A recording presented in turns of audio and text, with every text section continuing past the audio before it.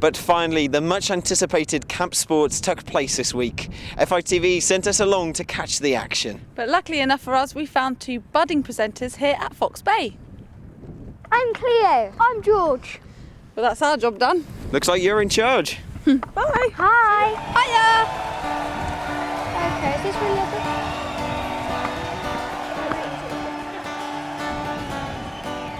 Foxbay, the largest settlement out of Stanley, hosted this year's Sports Week on West Falkland.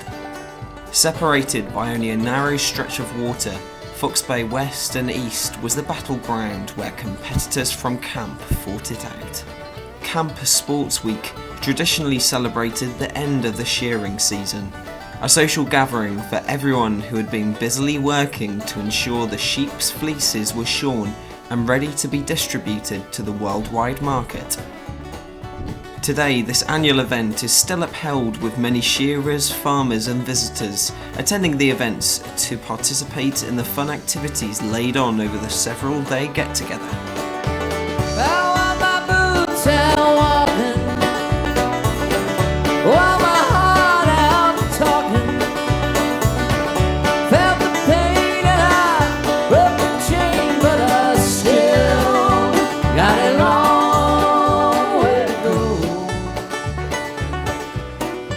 After an arduous few months in the shearing sheds, attendees headed to Foxbay West to relieve the remaining sheep of their woolen coats. Several heats kick-started the shearing category, with entries of all experience levels competing for a spot on the podium, vying to display their talent at this Falklands art. It's a sort of end of season thing, like I think in England they used to have the end of harvest sort of week, didn't they, party and stuff, and this is sort of like the end of, coming to the end of the shearing season, and it's a good chance to catch up with everybody else that you sort of know and haven't seen for quite a few months and stuff, so it's a good social event, yeah. Can you explain what you think is important about Sports Week? The getting together of people, telling stories and having a laugh. Even newcomers to the islands were allowed the chance to enter the competition, with FITV trying out the shearing. And even Charlie Stewart, who's filming the new series of BBC Island Parish, giving the event a try. I found grabbing the sheep was actually quite easy. Maybe I just had an easy sheep, I don't know, but it was quite acquiescent. Even when I cut it a little bit, I mean, it didn't kind of like jump around. But it's quite hard to just get a good clean cut going. The good guys make it look so satisfying. There's a kind of art about it, isn't there? It seems to just peel off the sheep. And that's not easy to do. Right? So yeah, that's a struggle. It's just a blur. And poor Critter, I've got to thank for helping me out there. At the end, he was more sweaty than I was because I think he was more worried about the sheep and what was happening. But I'm glad I've done it, and it gives you even more admiration for the people who do it all the time, because they've obviously got into a groove of just knowing exactly how few cuts to use, and that must take ages to learn that. And the sheep, I think, was reasonably happy and didn't ask for its money back anyway. So. After the short break, attendees were given a rare insight into the traditional way that shearers would work in the hand shearing competition, with Reuben Harwood rising victorious in the skillful talent of yonder year. Of the numerous categories, 16-year-old Rianne placed first in two events, the novice and ladies shear. Well, last year I wasn't very good at going up the neck, so this year my dad's been teaching me how to go up the neck properly and not cut them. And I've been trying to make everything as clean as I can without getting any second cuts. It's just if you go over it and you miss a bit and then you have to go back the second time, you get a point taken off. It looked like your dad was mentoring you from the sidelines. Was it good having your father with you just to kind of support you along? It's a bit scary, but it helps. Because he didn't really have to say much, because he'd been teaching me quite a lot over the Christmas holidays.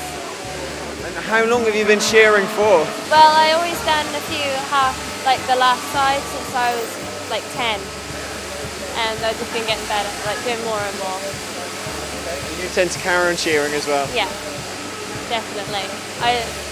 There's no better place to be than in a shearing shed.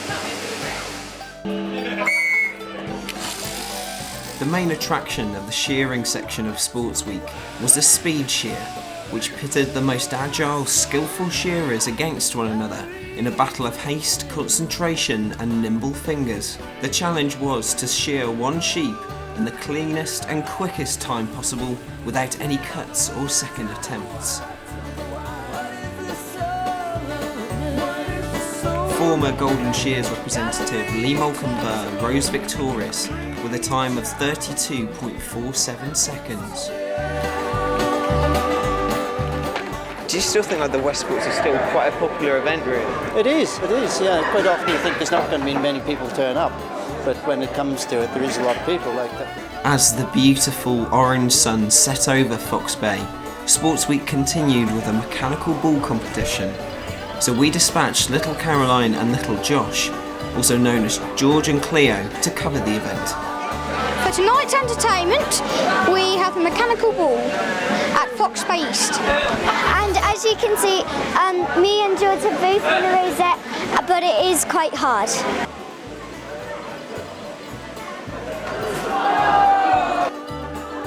Competitors of all ages battled it out, trying to desperately cling onto the bucking bronco in this challenging and amusing event, which rounded off one day of West Sports.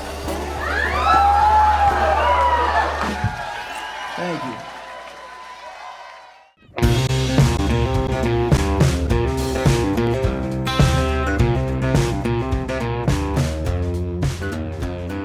A large gathering of spectators eagerly awaited camp sports to commence. Today's activities will be the foot events.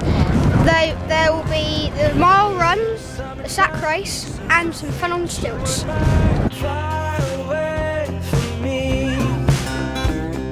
Candy eyes, sugar tongue, look at me, come undone, fly away from me. Sack races began the foot events category, with the over-eager adults barely able to contain themselves at the start line. Foul play befell one unfortunate competitor, and the common theme of anything goes recurred in numerous events during camp sports. Crooked roads, all you are, take 2 steps, gone too far, fly away from me. Pray for tea. The group sack race was notably unsuccessful, with challengers spending more time on the floor than bouncing their way to the finishing line.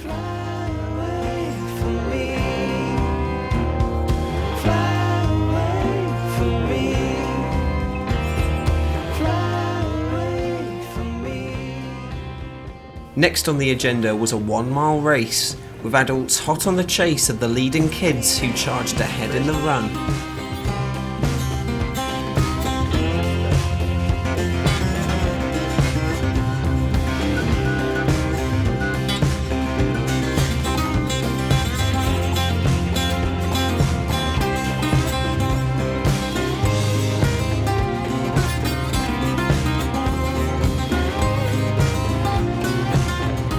On such a hot day, water bombs were a welcome addition to the camp sports fun, with a game where partners would pass the filled balloons between one another and increase the distance with each successful catch.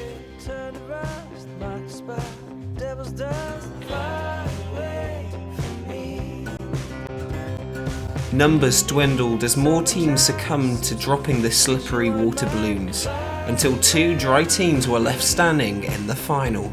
Couple Jacob and Erica claimed a victory in the final after an unfortunate slip by their opponents. More fun followed with the stilts, team relay races for children and adults, as well as a boot toss, where entrants had to toss a boot backwards over their heads as far as possible. Each attempt was then marked by a little white flag, emblazoned with a competitor's name.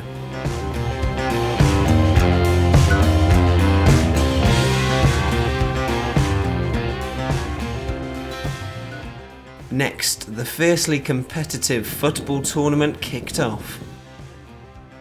It's all hotting up here at the football pitch. Port Howard United are taking on a team made up of everybody else.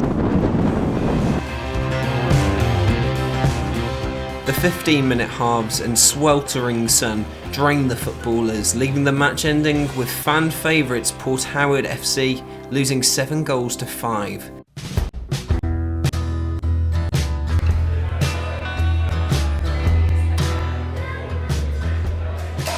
Archery is a sport that both adults and children can enjoy, and as you can see behind me, lots of people are having a very good go. Wannabe archers lined up in their dozens to give archery a go, assisted by an expert coach.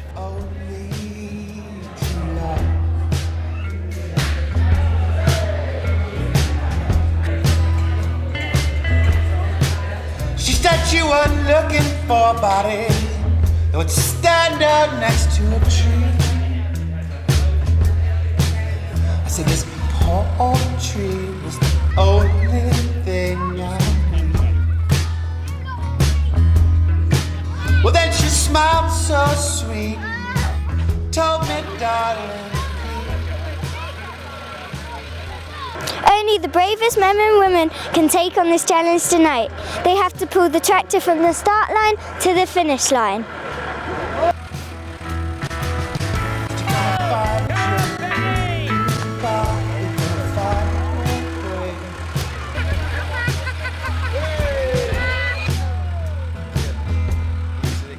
one night it rained, broke up our happy home. Excitedly, the entrants awaited the results of the tractor pull. The shearers were announced to have placed third, followed by the Buff Babes, and a team led by Christopher Hurtle, who's known as Critter locally, won the tractor pull.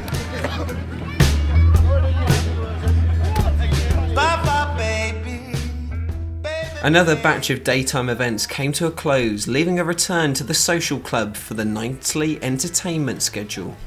The Get Out Scott and the Boxing Day races. Now we are doing Gold Cup horse racing. Now let's get into the heat of all the action. Mechanised horse racing was a fan favourite and fun for all ages.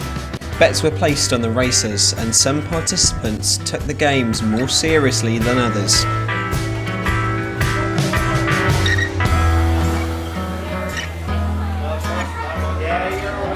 Before the night was rounded off with traditional Falklands dancing.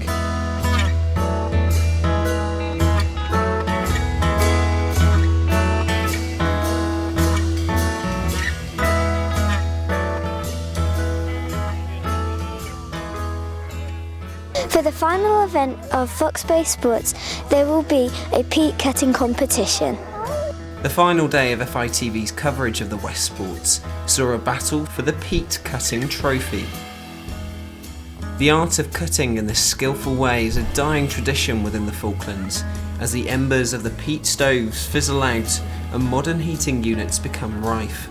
People attending got the chance to learn how to mark as well as cut the peat in several competitions, which drew our coverage from the West to a close, and Cleo and George's time as the lead anchors of FITV very sadly to an end.